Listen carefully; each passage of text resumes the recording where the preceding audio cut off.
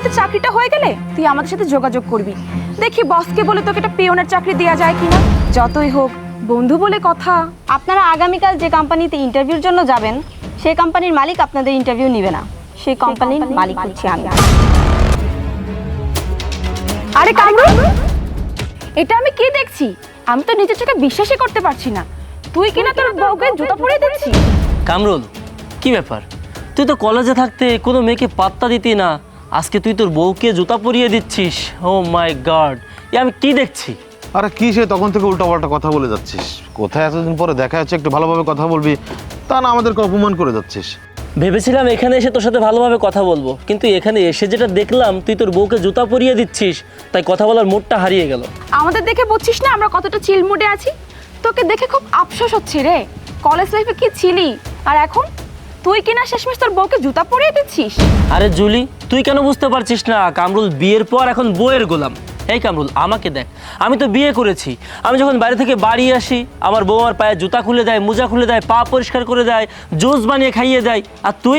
Excuse me, সেই তখন থেকে আপনারা আমার হাজবেন্ডকে উল্টাপাল্টা কথা বলেই যাচ্ছেন কেন? আমার হাজবেন্ড কি এমন করেছে যে তাকে আপনারা উল্টাপাল্টা কথা বলছেন? একজন হাজবেন্ড তার ওয়াইফকে জুতা পরিয়ে দিতেই পারে, এতে কি এমন দোষের আছে? আর তাছাড়া সে নিজের ইচ্ছাতে এমন কাজটা করেনি। আমি তাকে বলেছিলাম আমার পায়ে একটু ব্যথা, তাই আমাকে হেল্প করতে। এসব কথা না হয় বাদই দিলাম, আপনাদের কথাবার্তা শুনে বোঝা যাচ্ছে যে আপনারা অনেক পুরনো দিনের বন্ধু। তাহলে বন্ধুর সাথে কেউ এমন ব্যবহার করে নাকি?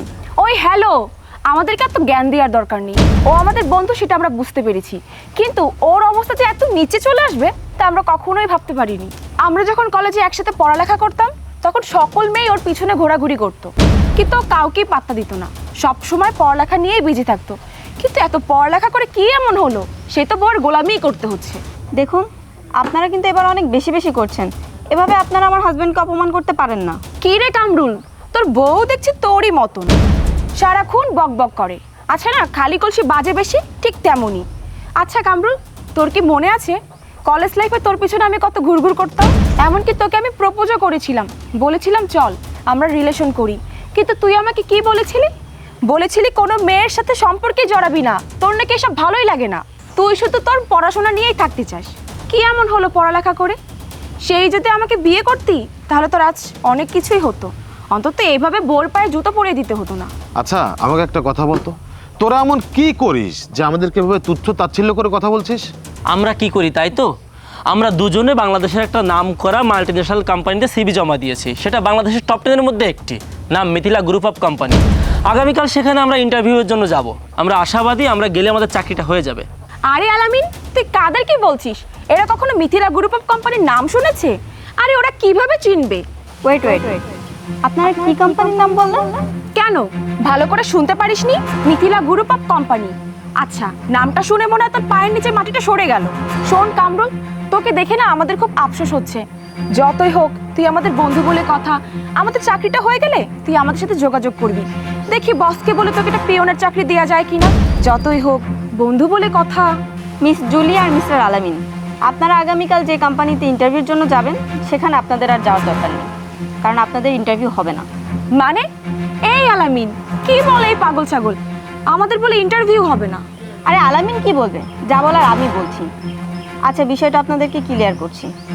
আপনারা আগামীকাল যে কোম্পানিতে ইন্টারভিউর জন্য যাবেন সেই কোম্পানির মালিক আপনাদের ইন্টারভিউ নেবে না, কারণ সেই কোম্পানির মালিকের হাজবেন্ডকে আপনারা লাগাতার অপমান করেই গেছেন। এই জুলি, ও কি উল্টাপাল্টা কথা বলছে? আমার তো কোনো কিছু মাথায় আসছে না। বুঝতে সমস্যা হচ্ছে? তাহলে আরও ক্লিয়ার করে বলি। আপনারা আগামীকাল যে কোম্পানিতে ইন্টারভিউর জন্য যাবেন সেই কোম্পানির মালিক হচ্ছে আমি, Mithila Islam, owner of Mithila group of company. তার মানে তুই না, মানে আপনি আমাদের বস হবেন? না, আমি আপনাদের মতো অমানুষদের বস কখনোই হব না। আপনারা ভাবলেন কি করে যে আমি আপনাদের মতো থার্ড ক্লাস লোয়ার মেন্টালিটির মানুষদের আমার অফিসে জব দিব? যারা মানুষকে মানুষ বলে মনে করে না, যারা বন্ধুকে সম্মান দিতে জানে না, তাদের ইন্টারভিউ তো দূরে থাক, তাদের আমার কোম্পানির গেটের ভিতরেও আমি ঢুকতে দিব না। I am sorry ma'am. এই কামরুল, তুই তোর ওয়াইফকে একটু বোঝা না, এতক্ষণ যা হয়েছে তার জন্য আমরা খুব দুঃখিত। এই জবটা আমাদের অনেক প্রয়োজন, তা না হলে আমাদের অনেক ক্ষতি হয়ে যাবে। হ্যাঁ কামরুল, আমরা ক্ষমা চাচ্ছি, তুই ভাবিকে বলে একটু আমাদের চাকরি ব্যবস্থাটা করে দে। কামরুল, তুমি কি কখনো গিরগিটি দেখেছো যারা সেকেন্ডে সেকেন্ডে রং বদলায়? যদি না দেখে থাকো তাহলে দেখো, তোমার সামনে দুইটা গিরগিটি দাঁড়িয়ে আছে। কিভাবে তোমার সামনেই রং বদলে নিল? এতক্ষণ কি যা নয় তাই বলে তোমাকে অপমান করছিল, এখন যখন জানতে পেরেছে আমি তোমার ওয়াইফ তখন কত ভালো ব্যবহার করছে। Shameless person.